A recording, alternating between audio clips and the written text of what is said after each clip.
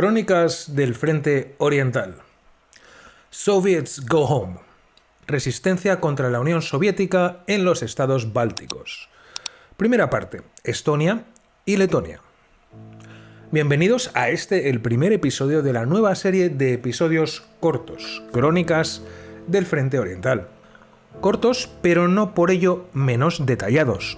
Cubriremos temas que o bien son cortos o bien están divididos en dos episodios, como es el caso aquí. La guerra de guerrillas en los estados bálticos fue una lucha armada librada por partisanos letones, lituanos y estonios, llamados los Hermanos del Bosque, contra la Unión Soviética durante la invasión y ocupación soviética de los tres estados bálticos durante y después de la Segunda Guerra Mundial. La independencia de estos países terminó con la Unión Soviética en 1940, cuando el Ejército Rojo los ocupó, y después fueron ocupados por los nazis para ser invadidos después por los soviéticos otra vez a partir de 1944 y hasta la caída final de la Unión Soviética. Al principio, los nazis apoyaron y utilizaron a la Hermandad del Bosque, que se había organizado en una estructura de guardias nacionales llamada Omakhaitse, después de que Stalin estableciera la política de tierra arrasada o quemada el 3 de julio de 1941. La Omakhaitse evitó muchas demoliciones y destrucción por parte de los soviéticos en su retirada. También arrestó al personal de la NKVD y a los comisarios políticos, e incluso llegó hasta ganar una batalla campal contra el octavo ejército soviético, matando a 4.800 y capturando a 14.000 soldados del ejército rojo en la batalla de Tartu, que duró 2 semanas y destruyó la mayor parte de la ciudad. Así, el 10 de julio, la Omakhaitse había librado el sur de Estonia sin la intervención alemana. Más tarde, las fuerzas conjuntas germanos-estonias tomarían la ciudad de Narva el 17 de agosto y la capital de Estonia, la ciudad de Tallinn, el 28 de agosto. Pero bueno, todo esto fue un espejismo, y justo después de la liberación de Estonia, los alemanes desarmaron a la Omakhaitse y a todos los Hermanos del Bosque, y tomaron, como no, el control del país. Posteriormente, los alemanes reclutarían nuevamente a los combatientes de la Omakhaitse en unidades de combate coherentes. Por ejemplo, tanto en Estonia como en Letonia se crearon formaciones SS. La Legión Estonia se convertiría más tarde en la primera división de granaderos de las Waffen-SS de Estonia o la 20ª división de granaderos de las SS en 1944. La Legión de Letonia en 1943 constó de 2 divisiones de las Waffen-SS, la 15ª y 19ª división de granaderos de las Waffen de las SS, también en el mismo año. Por su parte, el gobierno letón finalmente dio apoyo a la creación de estas unidades en un último esfuerzo desesperado por evitar la ocupación soviética. Estuvieron entre las últimas fuerzas nazis que se rindieron en la Bolsa de Curlandia ya en 1945. Cubriremos en un futuro la breve historia de estas unidades en otro episodio. El movimiento de resistencia que se formó en los estados bálticos después de la capitulación alemana se llamó la Hermandad del Bosque, ya que los partisanos se escondieron y lucharon en densos bosques. El nombre fue tomado de los ciudadanos de los estados bálticos que se escondieron en el bosque durante la Revolución Rusa de 1905. En los años siguientes, ya después de 1944, su número aumentó hasta 50.000 combatientes y muchos más seguidores. Su número se estima en aproximadamente a la vez 10.000 Hermanos del Bosque en Estonia, otros 10.000 en Letonia y los 30.000 restantes en Lituania, donde la resistencia estaba mucho mejor y más organizada. Como lucha organizada, el movimiento terminó en 1956 debido a la represión soviética y se considera proporcionalmente similar al Vietcong en años posteriores. Estonia. Aquí, el movimiento duró solo hasta 1953 y sumó unos 15.000 partidarios en las estimaciones más generosas. El periodo más activo fue del 44 al 47. e incluyó hasta 773 ataques e incluso llegó a controlar decenas de pueblos y ciudades, lo que obligó al transporte de suministros soviético a requerir escolta armada. El hermano del bosque estonio más famoso fue Ants Kaljurand, o Ants el Terrible. Ya se unió a la lucha comunista en el verano del 41, atacando al ejército soviético en retirada y a las fuerzas de la NKVD.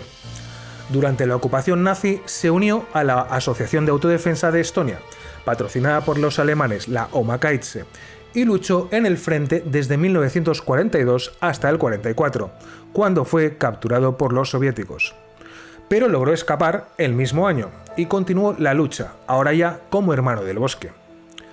Debido a su historial luchando contra los soviéticos desde 1941 en Estonia, más tarde en el frente, y debido a su atrevida fuga, Ants el Terrible se convirtió en el centro de muchas historias, algunas verdaderas y otras muchas pura leyenda. Por ejemplo, liberó a sus compañeros partisanos de la prisión. Fue a almorzar a un restaurante en Pärnu vestido con el uniforme de un oficial ruso. Hizo la bandera azul, negra y blanca estonia en los días festivos nacionales estonios y mató a varios comunistas. Introdujo nuevas tácticas en los Hermanos del Bosque, operando ahora también en las ciudades, haciendo explotar comisarías de policía soviéticas enteras, organizando ataques para robar suministros, dinero y, lo más importante, comida, ya que apoyar las actividades de los Hermanos del Bosque era muy difícil para la población bajo el régimen comunista. El incidente más famoso de Ants Kaljurand fue cuando rescató a su novia Vilma de una estación de policía donde había sido encarcelada por los soviéticos. Sabía que un funcionario del ayuntamiento local tenía las llaves de la celda, así que entró allí, puso su pistola dentro de la boca del hombre y consiguió las llaves. Este incidente le valió el nombre de Ants el Terrible. Fue finalmente arrestado en 1949 y ejecutado por la NKVD en 1951 en Tallinn. Además, el tribunal ordenó la deportación de 18 personas asociadas con Ants el Terrible y la sentenció de entre 10 a 25 años en un campo de trabajos forzados. August Sabbe, un hermano del bosque de Estonia, generalmente se considera el último hermano del bosque y fue capturado en 1978 por agentes de la KGB. Tenía ya entonces 69 años y la KGB afirmó que se había ahogado en aguas muy poco profundas mientras intentaba escapar. En general, se acepta que existe una alta probabilidad de que fuese ejecutado por la KGB. Letonia.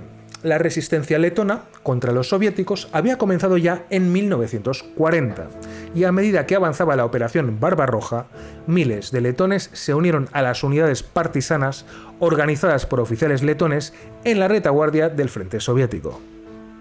Capturaron ciudades a lo largo de la retirada soviética, antes de la llegada de los alemanes, como por ejemplo Sigulda el 2 de julio y Aluxne el 5 de julio. Como vimos antes, los alemanes reclutaron 2 divisiones de granaderos letonios para las SS, y aproximadamente hasta 4.000 de sus miembros se unieron a los Hermanos del Bosque después de la capitulación alemana.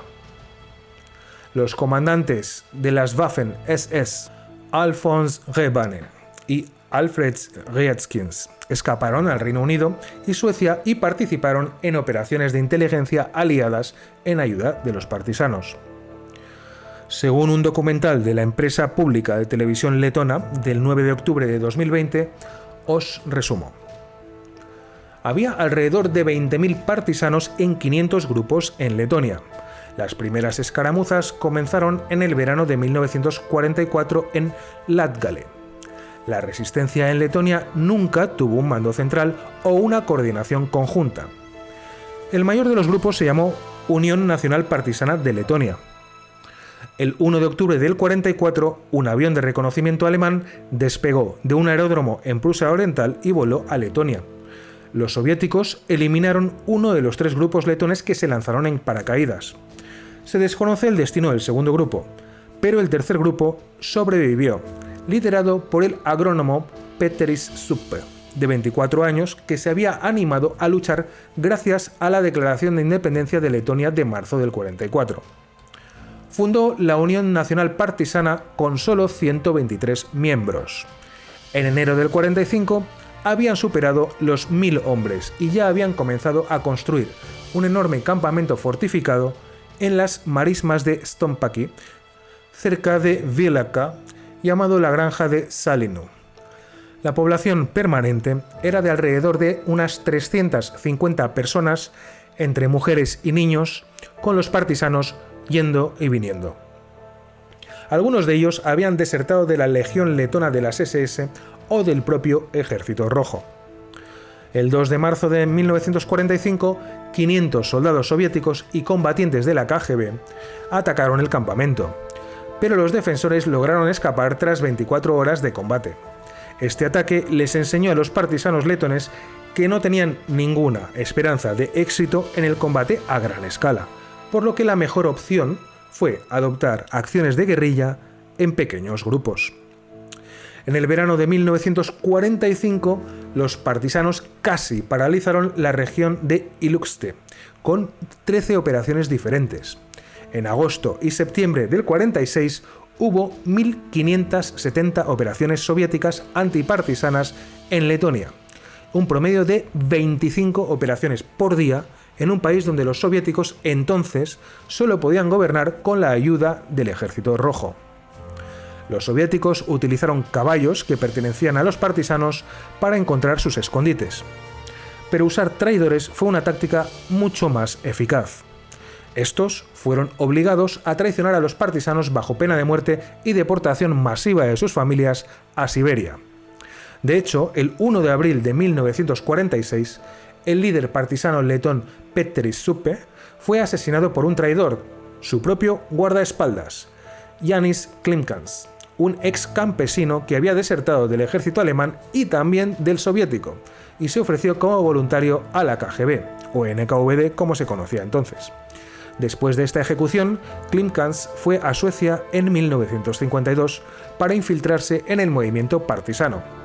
Más tarde, ese año, en una celebración partisana de Nochebuena en Londres, no pudo soportar el remordimiento y confesó todo. Fue arrestado por el servicio secreto británico y transportado a la costa de Letonia. Trabajó allí como maestro y murió de cáncer. La KGB ya no usó a Klimkans, ya que había sido descubierto. En cuanto al líder partisano ejecutado, los soviéticos exhibieron públicamente su cuerpo con un cartel que decía: "Este es el líder de los bandidos de Latgale", en el mismo lugar donde los soviéticos habían exhibido previamente los cadáveres de su familia, su madre, su padre, su hermana y hermano, todos ejecutados por los soviéticos. Los partisanos continuaron luchando hasta que quedó claro que los países occidentales no iban a ayudar, por lo que ahora lucharon por su supervivencia, cayendo uno a uno por la represión, la traición y la KGB hasta la llamada Tregua de Auschwitz en septiembre de 1945, acordada por tanto los partisanos como la KGB y que duró 12 días. Pero los partisanos no se rindieron, porque los soviéticos no aceptaron sus condiciones de elecciones libres y el regreso de los deportados de Siberia, por lo que se reanudó la lucha. Los dos golpes más duros a la lucha partisana letona fueron, primero, que Occidente consideraba a los soviéticos como aliados y no a los partisanos bálticos, y segundo, en 1949 la mayoría de los partidarios de los partisanos fueron deportados masivamente a Siberia por los soviéticos. Para 1956, 2.500 partisanos habían sido eliminados, otros 5.500 arrestados y aproximadamente una décima parte de ellos ejecutados. Los últimos partisanos letones se rindieron en Latgale en 1957. Estos eran los 5 miembros de la familia Michuli, pero se considera que Jānis Pinups es el último de los partisanos que abandonó su escondite el 9 de mayo de 1995, el primer aniversario de la victoria después de que los soviéticos abandonaran Letonia. Pero la verdad es que en realidad no era un partisano. Era un desertor del Ejército Rojo que aborrecía la violencia y aseguraba que no podía matar una mosca. El movimiento partisano en Letonia no tenía un propósito político claro ni organizado, por lo que nunca alcanzó el tamaño o el éxito de otros movimientos. Sin embargo, las autoridades soviéticas reconocen 1.562 muertos y 560 heridos por los partisanos durante todo el periodo de resistencia báltica. Letonia recuperó su independencia de la Unión Soviética en 1991. Espero que os guste este nuevo formato. Si hoy te sientes generoso, regálame un me gusta y suscríbete para hacer ofrendas al algoritmo todopoderoso de YouTube. Hasta el próximo episodio, la segunda parte de la Hermandad del Bosque en Lituania. Muchas gracias, como siempre, por estar ahí.